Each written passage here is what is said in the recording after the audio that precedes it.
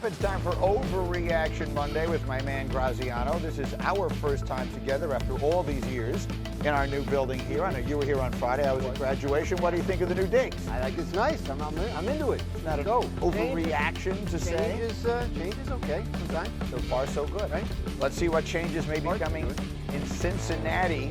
Jeremy Fowler reporting yesterday the Bengals and Hendrickson have resumed contract talks after he accounted for 49% of his team's sacks last season. So let's dive in. If I said the Bengals defense is going to be even worse this year, is that an overreaction? It is. First of all, that would be difficult to be worse than they were last year on defense. But second of all, look, Hendrickson is still there. I know the contract isn't done, but he hasn't been traded. I think that ultimately gets worked out. There's some young guys they're counting on coming along. They're getting a couple guys back from injury and a new coordinator and a new scheme, which sometimes helps you bounce a little bit. So yes, I think the Bengals defense will be better.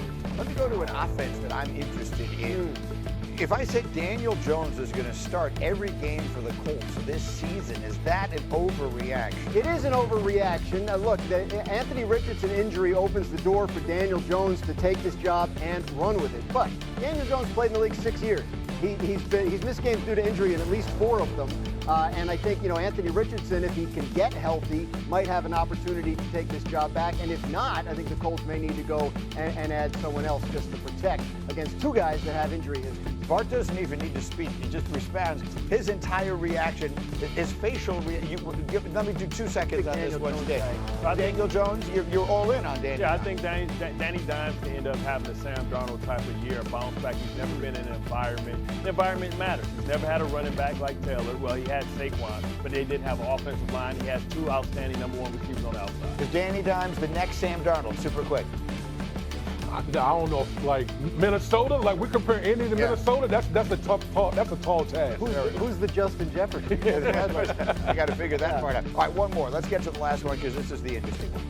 If I said Aaron Rodgers makes the Steelers instant contenders, is that overreaction? Yes. He didn't make the Jets instant contenders, not to bring up a sore subject, but yes, it's an overreaction. He's 41, going to be 42 by the end of the year, and this is not a team that was like plug-in quarterback and now you have a contender. They have question marks on the offensive line. They have one receiver who's averaged 73 catches a year in his NFL career. They have a defense that's average age is like 28, 29, probably one of the older defenses in the league. And by the way, they're having the exact same problem right now with T.J. Watt that the Bengals are having with Hendrickson, and nobody's getting on their case about it. I think Pittsburgh could be in for a rough one. Okay, so it's an interesting little scenario here. Let's live in a world where this doesn't go well. I'm on record as saying I think it's going to go well. But if it doesn't, here's the question of the day. Who needs this more? Who needs this year to go well more? In any way you want to take this question, Mike Tomlin or Aaron Rodgers? I think it's Mike Tomlin because Mike Tomlin's been there 18 years. He hasn't won a playoff game in 8 seasons, and it's getting stale. You talk about the Pittsburgh Steelers, we think about continuity and consistency. We think about Bill Cowher being there for, I believe, 15 seasons, Chuck Noll being there for 23, and he's been there 18. Sometimes you just need a change. It could be good for both sides if this season doesn't go well. The Kenny Pickett thing is what comes back to haunt them. That trying to replace a Hall of Fame quarterback is tough to do. Who needs this more, Tomlin or Rodgers? D. Wood? Tomlin.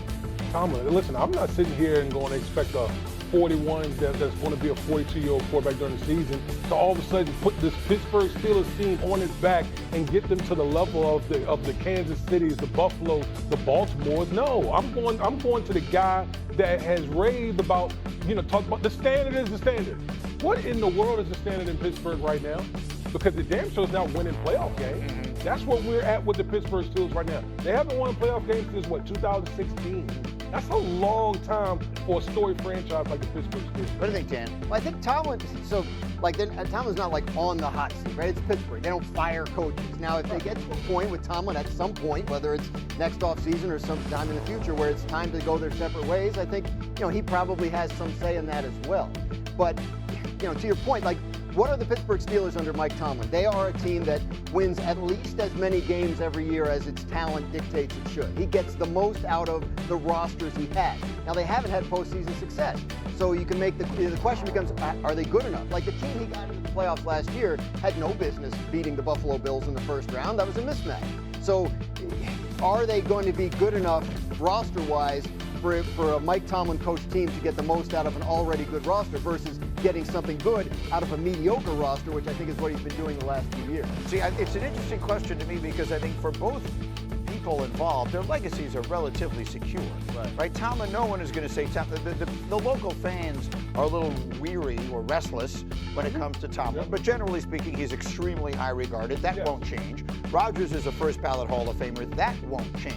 But as far as what I think the immediacy of this all is, everything was on Rodgers' plate with the Jets. When that didn't go well, even the things that weren't his fault got blamed on him. I think now it's the opposite. I think everything is on Tomlin's plate. Everyone figures if this doesn't go well, I think it more reflects on him than it reflects on Rodgers. Which is why I believe they took this risk with Aaron Rodgers, knowing what comes with them, because they know how important it is for them just to see that they can get a postseason victory. Now, last year, 10-7, getting to the playoffs, you add a player like Aaron Rodgers, you have a shot. I think a playoff win kind of makes Tomlin secure. They're going to win a lot of games. I'm telling you right now, I think they always do. Play the year. Josh Allen leads Buffalo to a Super Bowl. I would not believe it. I would not believe it. Listen, you would think everything this year is set up for Buffalo. The fact that they travel the least among any team in the National Football League this year, I think their team they're ready, they're there.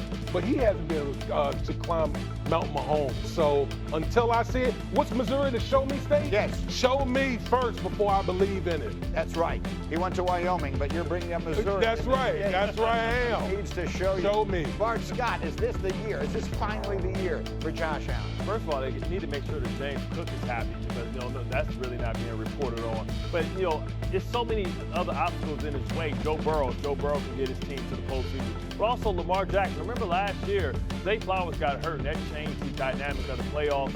Bateman has stepped up, likely's there. Can King Henry put up that same performance? So I'm going to say no, the field is too strong. If I had to pick, I'll pick the field. Feels strong in part because of this team. I mean, they've been too good for too long to think that they're never, ever going to get over that hump. Plus, they play the Chiefs in the regular season every year, and they always beat them. So it's not like they can't do it. They haven't been able to do it in the postseason. I'm optimistic. I think this is a well-run organization that is not. They're not doing that thing, right? They're like, oh, we're going to stretch and make some move to get us over the hump. They're re-signing the guys in their core. They're building it and keeping it the right way. I think one of these years it gets rewarded. I agree. Show me. I can say the same thing about. Their season did end in Missouri. You can say the same thing about Baltimore. Yeah. You can say the same thing about Baltimore. You can, absolutely. There's no question. I feel the same way about them. They're in the same situation, except that the Ravens organization has won championships, and the Bills have been so achingly, painfully close so many times and been unable to do it. I actually do think it's not versus the field, but as far as who I would pick right now, I do think this is Buffalo's year. All right, D. Wood, the next one. Would you believe if I said someone other than Kansas City would win the AFC West? Because it's been almost a decade since anyone else has. Man, I struggled with this one, but I'm going to say I would not. I do think Kansas City has gotten better. Particularly, I think the offensive line would be better this year. But let me tell you something. Denver's here. Denver's here. Listen, Denver is they're going to cause hell this year. I think their defense is going to be even better than what it was last year. Second year with Bo Nix and Sean Payton. The Los Angeles Chargers, it's going to be better. And oh, by the way, Pete Carroll is now the head coach with the Las Vegas Raiders. So it's going to be tough in that AFC West. Dan, if I said to you, I believe that's the best division in football. Going in, I would predict this will be the best division in the NFL. I think, yes. They had 3 teams in the playoffs last year, 2 of which were probably ahead of schedule in Denver and the Chargers. And I think those are teams that have gotten better. And they're coached by, championship coaches. Jim Harbaugh is a college national champion. Obviously, Sean Payton has won the Super Bowl. And to D. Wood's point, Pete Carroll, I mean, that Raiders team is going to be, it's not going to underachieve. No. Right? Like, I don't know how good they are roster-wise, but no, I think that's the toughest division.